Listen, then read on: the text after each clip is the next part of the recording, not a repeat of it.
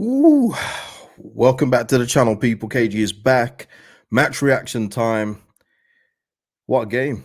What a game for for a whole myriad of different reasons. But wow, Leeds United come out on top, 3-2 against 10-man Middlesbrough. Man, that should have been way more comfortable than it was. But Lord have mercy. Oh God, at least we got out with the 3 points, right? Let's talk about a few things in the game, but obviously with other results going on around us today and yesterday. Oh, sorry, earlier today, it was vitally important that we got the win today. Lee Goldup starting hot and heavy. We need a new keeper. We'll talk about it, man. We'll talk about it. Bubba saying Rodon is a Rolls Royce. Yep. Defense today. We'll talk about that. Marcus saying few. That's how I'm feeling right now, man. Against a 10-man Middlesbrough. I mean, it would have been catastrophic, I should say, if we conceded against 10-man Middlesbrough. They hit the post. Wow. Honestly, wow. I guess that's championship, yeah. Lord Sheargraph saying Farke nearly cost us today, so stubborn about his subs. Seeing the same pattern again. I want to talk about Jaden Anthony in particular. I just wonder, with January coming up, I don't know if he has a recall clause or if he can break the agreement. But I've got to think Jaden Anthony can't be happy with the game time. But I will say at the same time, he doesn't get ahead of any one of our wingers that we have on our books. So as I said at the time of the deal, I thought he was a throw-in just so we save face of not losing Sinistera, and it's kind of coming to fruition with that. Chris Kingy. Chris, you're not a fan of Farke, are you? I've noticed. I've noticed that with your comments, but he's saying here, I'm done with Farke in his game management. I mean, it's the thing is though, at the moment, Chris, if you look at the last five, we've won 4 of the last 5 at least, and it's probably a better record if you stretch it over 5 games, past 5 games. So I hear what you're saying with some of the aspects of his management, but I've got to be real. At this moment in time, Chris, there's no one else. I mean, who else? Chris, you're here. Who would you want to replace Daniel Farke? If you had the choice right now, let me know in the chat, please. Tasha here saying we got away too pedestrian, no using overlap, always going backwards. I hear that. Andreas and a few of you have said about Jorginho today, he was poor, but I like how he would never shy away from the ball and kept looking to create, shoot. Yeah, he'll always do that. He didn't have his shooting boots on today.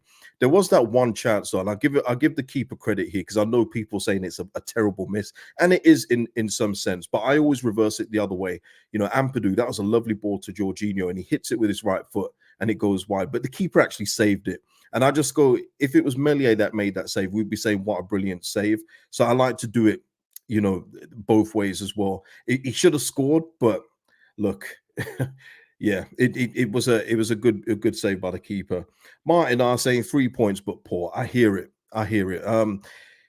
The defense today for me was a big issue. I don't know about everyone else, but we were getting cut through so easily today. And I just wonder, and it goes to this here.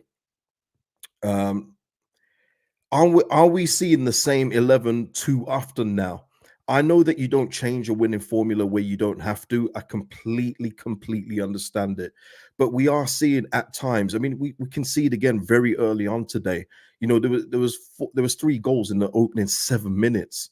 I think that I don't know if we probably need to rest a player or two. I don't know. Tell me what you think. Oh, okay. Chris is saying Nuno, Espirito Santo. Man. Oh man, fair. But Sean here can't wait for Spence to come in again. Yeah, no Jed today. But I just wonder if we could do with a couple of changes at the starting lineup. And I know it's not ideal to mess with it because it is working so well.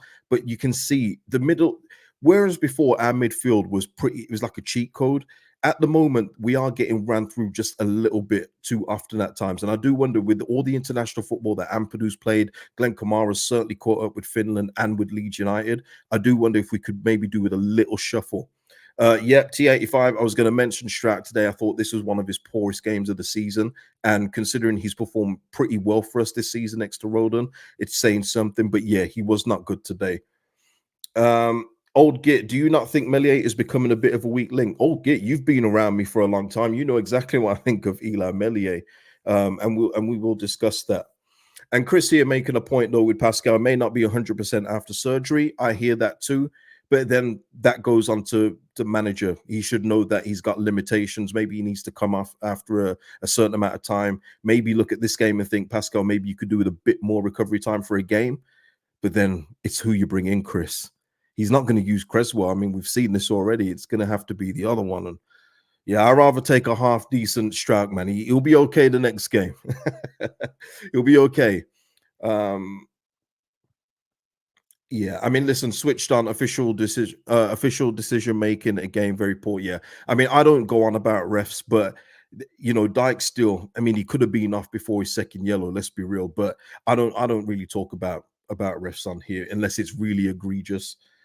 Emmett here though, back in Farke. People looking for Farke said is ridiculous. Look at the sum he had to deal with, and now with third chasing down the top two. Yeah, I hear you. I'm more on Emmett's side on that. But listen, this is a forum, man. If you've got a different opinion, if you see something that you think is going to affect us long term that we're not getting now, then please speak up. That's what it's all about, man. That's what it's all about, people. Yeah, Martin, this is a point I was going to continue on with the lineup. Martin here saying need to get Spence in so Archie can play midfield and we can get some rotation. That's what I think we need, people. I think that we need just a little bit of rotation in the central midfield. Even Ampadu today, he was still good today, by the way, Ampadu overall, but there was a bit of sloppiness in his game, and that was not there at the start of the season. He was absolutely solid every single game. But I would say over the past couple games with Ethan, he's been a little bit off it. And mental fatigue is a real thing. So maybe he could do the game off. But then I'll say this, I'm scared of that starting lineup without Ethan Amber doing it. I'm not gonna lie. But we'll have to see. We'll have to see. Jim saying no thanks if the other one is the option. Time for Cooper to make a move in January. Fair enough. I hear that. Let's have a look. Yeah, people. Yeah, Lloyd is here. Over 300 of you here. Please hit a like if you will. Thank you so much. Ryan here saying Spence needs a few cameo roles to get going again. Yeah, I mean that would be nice. That would be nice, wouldn't it? If we could get some game time out of Jed Spence.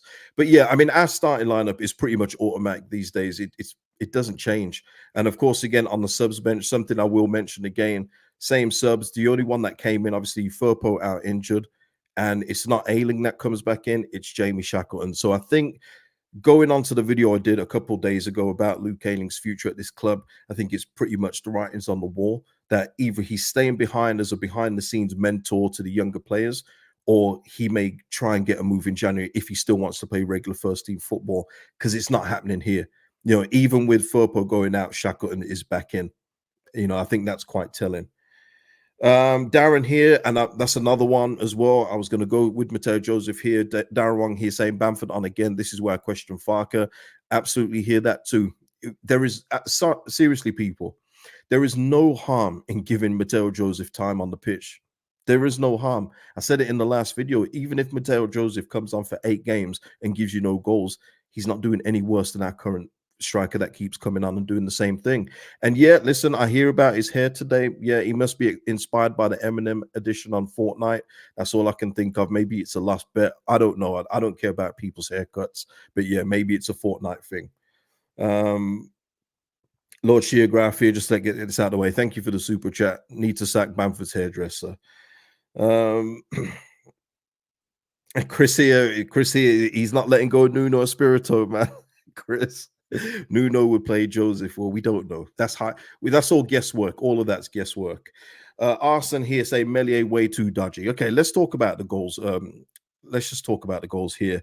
Going 1-0 down is never ideal. It wasn't really that impressive from Archie Gray at that point at the right back spot, but I always discount Archie Gray there because he's not a right back. He's a makeshift, so he didn't engage where he needed to. But the near post, come on, man. You've got to at least get something on it. You can't, these can't keep happening. And this is where the disconnect comes from me with Elland Meslier. He's not going to be it. If we are to get promoted again, we have to get a new goalkeeper. I know some of you even saying get a new one in January. I just don't see that happening. I think that is just not going to happen.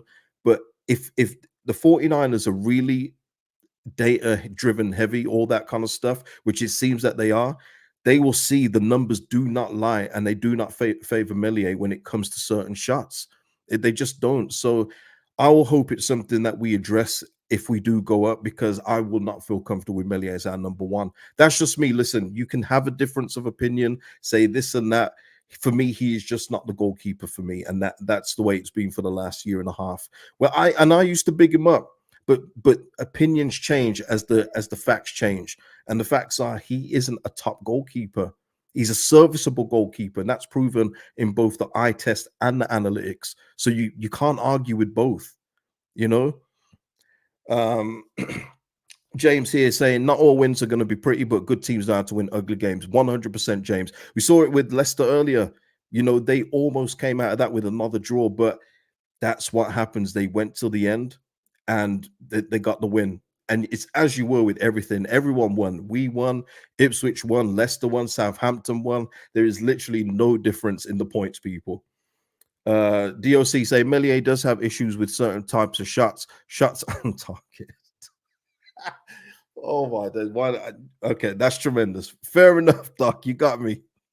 I thought you was gonna give out like a legit point there, but you bring in jokes. I appreciate it. You got me. That's all I'll say. um, Ian saying good score prediction, KG. I think I said 2-1. I wasn't close in the end. Slow steady Steve saying hopefully January. Oh, sorry. It's gone. Okay. Hopefully January window is fruitful. For me, Steve, there isn't a lot we need to add. I think that we do need to. I said it in the last video. It's time for Junior Firpo to leave, and even if he doesn't leave, we have to make moves in order to stay compliant financially, of course, but get another left back in, help out Byram. Byram today for our equalizer, brilliant work down the left. You can see, by the way, with Sam Byram, he has put in the work to make his left foot crossing so much better. At the start of the season, those were P rollers. They weren't going anywhere. Now he's getting to stand them up. He's getting some whip on them at times. Shout out to Sam Byron for all the work he's putting in just to stay fit as well, fit and healthy to play these games. And we're going to need him in the meantime with Junior Firpo out. So we are going to need Sam Byron to stay healthy. I thought he was real good at left back today. Good goal. And fancy that. 2 goals. Let's just get them out of the way. 2 headers from Sommerville and Dan James, or Dan James and Sommerville. Tremendous. Sommerville 8 goal of the season. Wonderful. Wonderful. And Sommerville again. The thing is, it's becoming boring talk about Sommerville because it's every game now. Every game, the guy is just on it. Absolutely on it. And when I say about Dyke still being lucky to just get a yellow, that was so intentional when he sniped at Sommerville's heel. You know, that could have been any kind of injury if he had got him a little bit high and got his Achilles or something. Dyke just wiped him out when they were running back together. I thought that was a disgusting tackle. There was a few today. You know, Middlesbrough made it real championship today. I mean, the one in the second. PS, if you're around Leeds and you see Dan James, just give him free ice because his ankles are going to be sore tonight. I mean, Brooks, is it Brooks that Middlesbrough have got? It's either Brooks or Crooks. Crooks sounds more like it.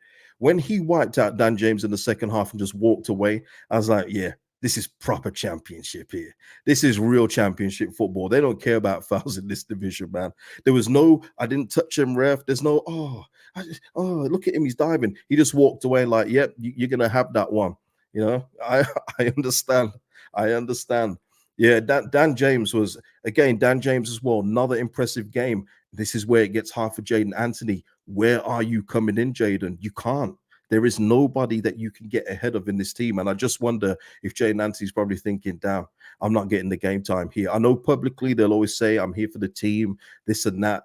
But I don't know if he would have continued being a regular for Bournemouth in the Premier League. But up until the point he left, he had started or came on a sub for a majority of their games.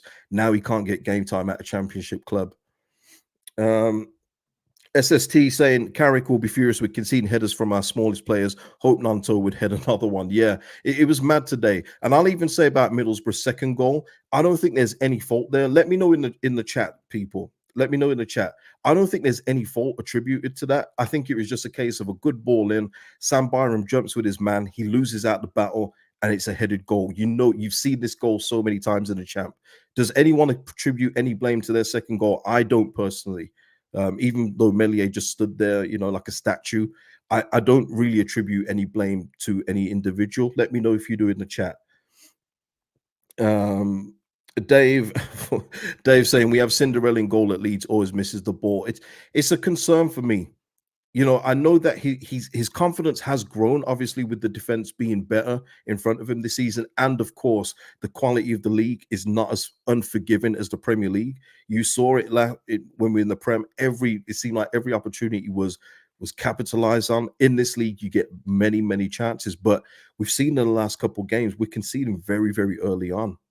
But yeah, that's it's just my opinion. I think he'll be serviceable up until the end of the season because I think our players will do more than enough. But I just wish he could be a little bit more commanding. Um, Darren here though saying about the second goal, it's the kind of goal you wish your keeper save. Okay, yeah, I hear you. I hear you. Tasha as well, adding as well that this is why for corners there should be player on the post. Rarely see it though now these days, isn't it, Tasha? Because everyone's trying to catch somebody offside, so they don't really leave people on the post anymore. But I hear you. Lewis though saying, I think every goal he's conceded, he's watched it go in. Yeah, okay, fair, absolutely fair. Um, SST, we left it late to bring Eminem on. I see the Eminem jokes are flowing freely, flowing freely in the chat. All right, fair enough, fair enough. And Max H, the anticipation of Jed continues. It certainly does. William here, shout out to William, long-term member of the channel. And if you want to become a member, which helps me out, helps the channel out, the link is in the description. Thank you so much, William. Meslier has problems with shots on goal. You guys are, man. I try and give it from a sensitive point of view, but you guys are just like hammering him. I rate it. I rate it, but yeah. Ryan here saying if Darlow doesn't get a chance now, then he never will. You know what the problem is, Ryan? When he did come in, he didn't look great. But I don't. Just like with Gruev in his first start, whenever that was it against Stoke? I don't think you should just take it from one game.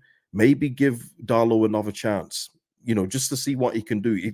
Because there isn't a lot that we get done here. Although today, was it Latte? Yeah, man, he was on fire today. Listen, Latte was hot. Yeah, I had to make a coffee joke. You're gonna have to hold that one, people. But he had like 5 shots in the first half. That's unacceptable for one player to have 5 shots on your goal. That's a defensive issue. That's a midfield issue. You shouldn't let that happen. But yeah, I'm not opposed to giving Darlow another go, but I'm just saying with Meslier, I think he will be fine for the rest of the season in this league because the shots aren't as tricky as they are in the Prem.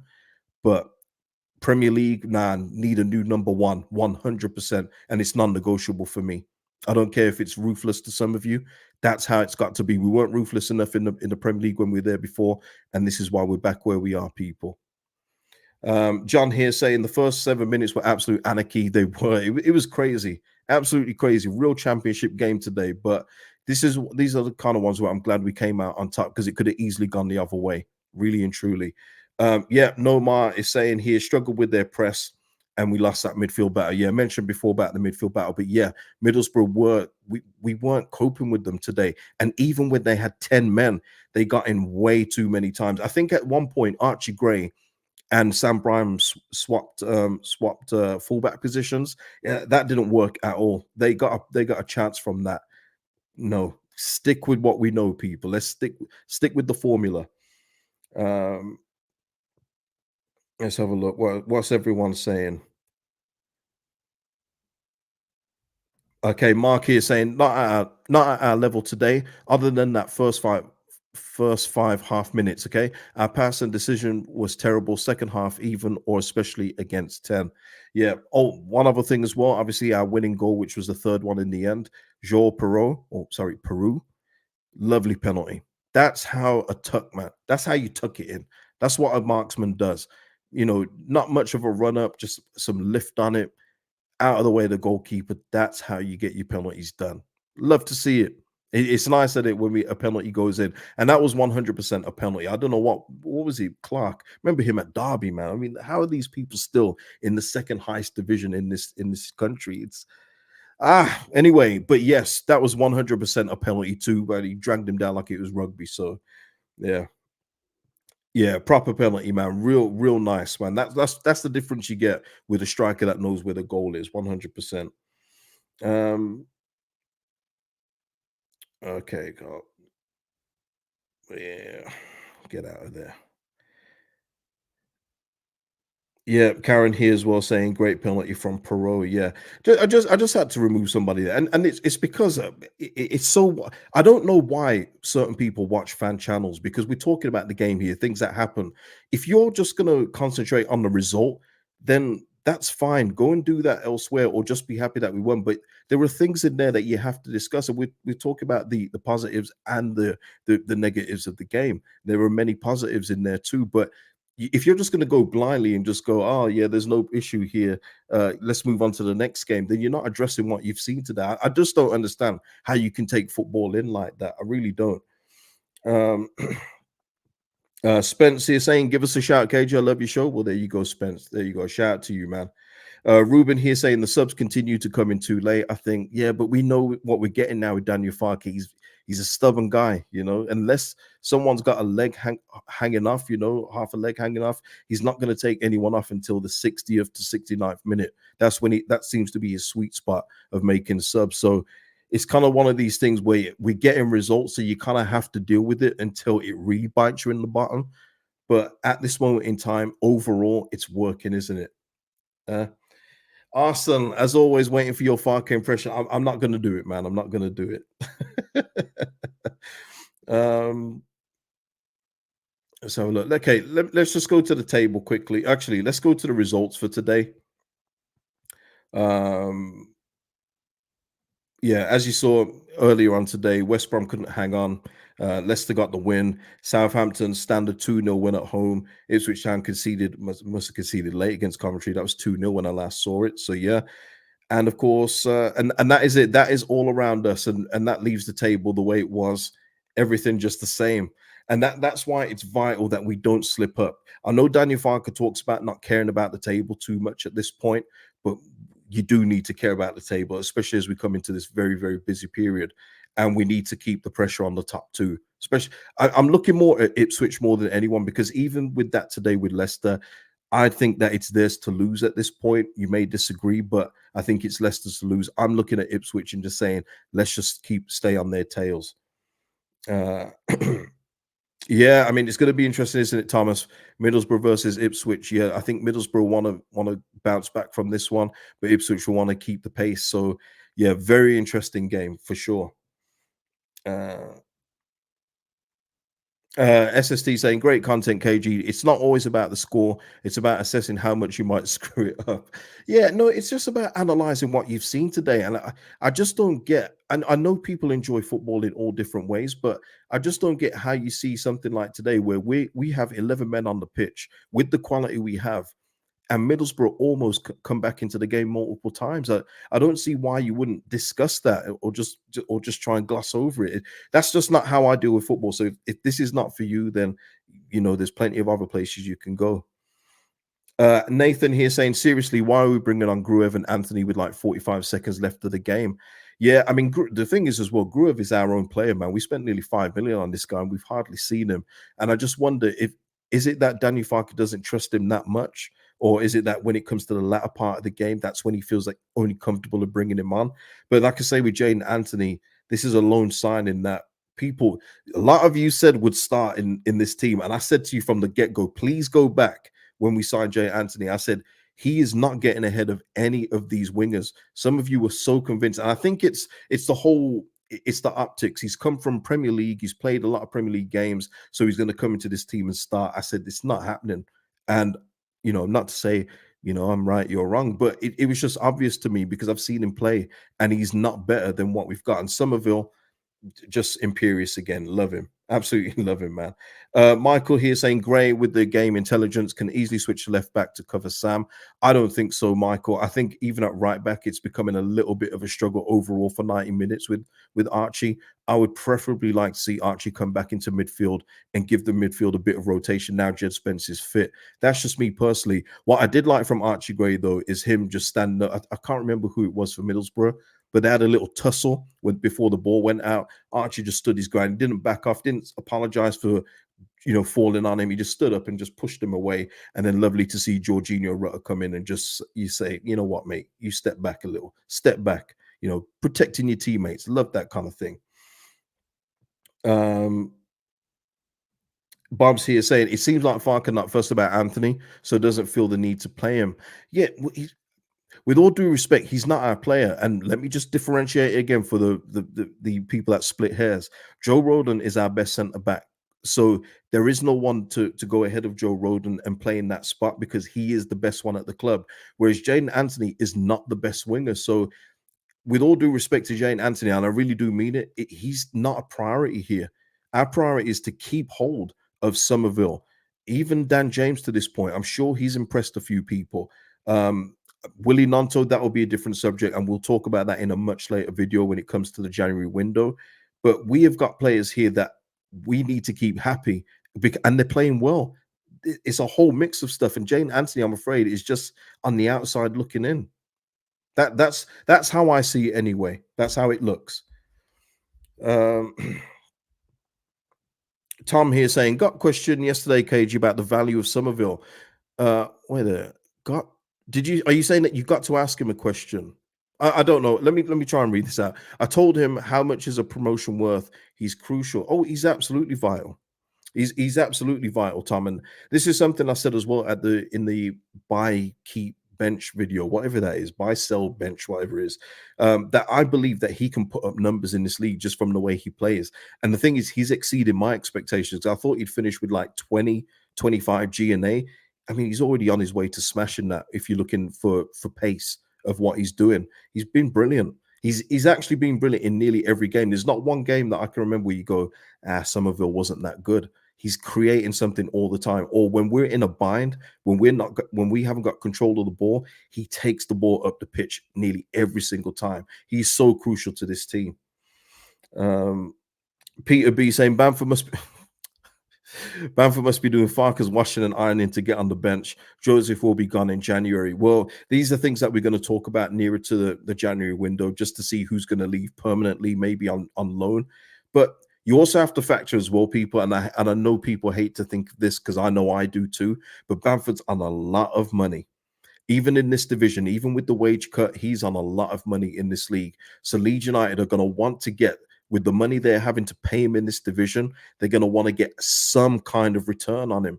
And it sucks. It really does. I wish he had that Eric Backer thing where if we play him another game, we have to pay somebody 1.5 million or whatever it was. Obviously, we were in very different financial straits back then. But they're going to want to see something from a very, very valuable asset that's being paid a lot of money. But it does come to the expense of the team, because I do think that we should be moving on from him. We should have moved on from him ages ago, but I'm talking about now. We've got Mateo Joseph, who there was a chance where we had one where it was put across the box. Joel Perot didn't run onto it. Mateo Joseph does run onto that. Seen him do it many times in the under 21s. But yeah, I don't know. We'll have to see what January brings. But I do think for the best for everybody is to get him a move away from Leeds United. I think he could do with it too, really and truly. Darren here saying nobody wants Bamford. That's the problem. I say it all the time, Darren. You've been here a while. There will be teams that will want Patrick Bamford, whether it's him, whether it's the belief of a fresh change of scenery will help him bring the best out of him again, whether it's his agent sweet talking a new club. There are always ways of moving footballers around. You've seen some of the most problematic footballers get move after move after move. It's not as impossible as it seems, but it is a bit of a give and take as well. He is going to have to reduce his wage demands wherever he goes, unless he goes Saudi, and I just don't see him doing that. So it's going to take a little bit of give and take that he accepts a lower wage elsewhere. But then you're talking about livelihood there. And that's, for me, where I understand it from a footballer's point of view. Why would I leave Leeds United on the wage I'm at when it's probably not going to be a better place for me? And I do understand that. That's true as well, Bubs. His performances aren't doing anything to put himself in the shot window. I hear that. Is there anything before we shut this off? Is there anyone in particular today that impressed you guys today? Let me know in the comments, please. Tom here saying no way. Oh, okay, that's the Sommerville. Tom, I know you're following up with this for Sommerville. No way we'll be selling him, as I think it will cost us promotion. So important when it comes to the way we play. Yes, that is definitely Sommerville, not Bamford. Chris here is saying we ain't going up with this team defensively. We are shambles. We are 4 or 5 players short to get promotion. Well, Chris, luckily for you, I mean, this is my opinion too. I think we only need maybe 4 players in January, if that. But if you get the right ones and can move out some of the ones that are just no use to us anymore, even better. Tommy saying Archie Gray impressed. Yeah, Archie, barring the first goal, of course, not enough engagement, but overall Archie was real good today. Even had to improvise as well. Even had to improvise with that free kicks routine where it went all the way past. I think did it go? Who did it go past? Did it go past Sommerville? It went past somebody, and then he had to hit one from range. Yeah. Lewis saying, "Oh, I got to get that one. Let me scroll back up." Lewis saying, "Shout out to the post for preventing the equalizer." Yep, thank you, post. Um, Darren is saying Somerville man of the match guy now, even as defensive discipline. Well, you know what? I said it last season. That was very underrated he's doing it a lot more this season, Somerville, but he was doing it in the second half of the Premier League season. But it's hard to remember that because we conceded so many goals. But yes, he's been so good. I mean, run out of words for Crescencio Somerville. Really have. James here, KG, are you going to get a Seattle Kraken jersey now? Absolutely not. No, Penguins all the way. But I appreciate the investment into the football club, Seattle. Thank you so much.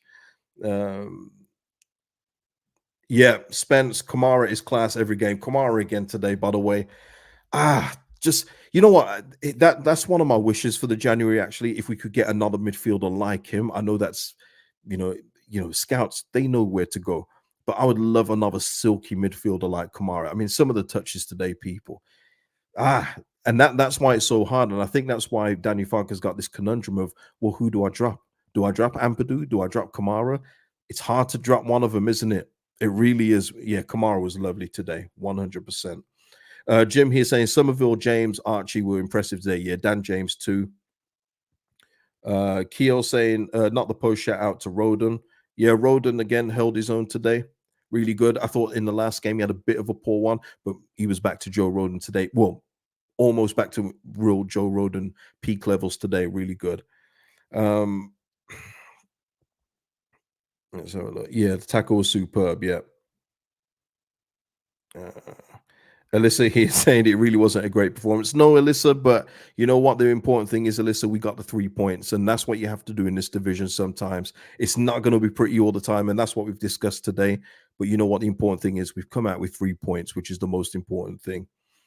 But yeah, I don't think there's anything else. Ian here, I have seen this, Ian, completely unrelated, but CM Punk is back in WWE, surreal stuff. Yeah, I saw that online. You couldn't miss it. It was everywhere, absolutely everywhere. Um, and Godfrey here saying we'll end it on this one. It wasn't a great performance, but we won 100%. Godfrey. I'm going to leave it there, people. Please hit a like on the video before you go. Subscribe if you haven't subscribed, and hit the notification bell so you know when I've uploaded or come into stream again. If Danny Farke says anything of interest of note after the game, I'll probably do another video this weekend or Monday. So keep it locked, man. And yeah, please hit a like before you go. It really does help the channel out. Helps me out a lot as well. So yeah, thank you. We enjoyed the 3 points. Enjoy the rest of your weekend, Leeds fans. Let's go. 3-2. Peace.